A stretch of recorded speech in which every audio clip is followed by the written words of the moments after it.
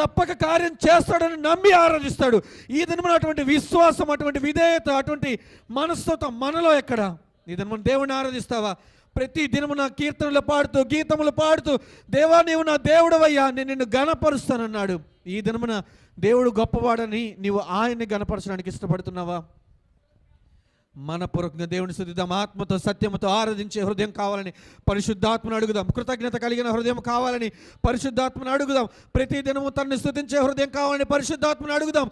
దేవుణ్ణి అడిగి పొందుకోలేనటువంటి వ్యక్తి ఎవరు లేరు. అడిగితే మీకు ఇవ్వబడని చెప్పిన ఒకే ఒక వ్యక్తి నజరేయుడైనటువంటి యేసు క్రీస్తు మాత్రమే. నువ్వు అడిగిన ప్రతిసారి నీ అక్కరను తీర్చగలిగినటువంటి శక్తిమంతుడు నజరేయుడైన యేసు క్రీస్తు మాత్రమే.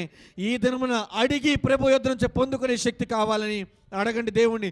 దేవా, ఈ దినమున నేను సన్నిధిలో అడుగుచున్నాను ప్రభు, అడుగుచున్న ప్రతిదీ పొందుకోగలిగినటువంటి కృపను నాకు దయచేయండి అని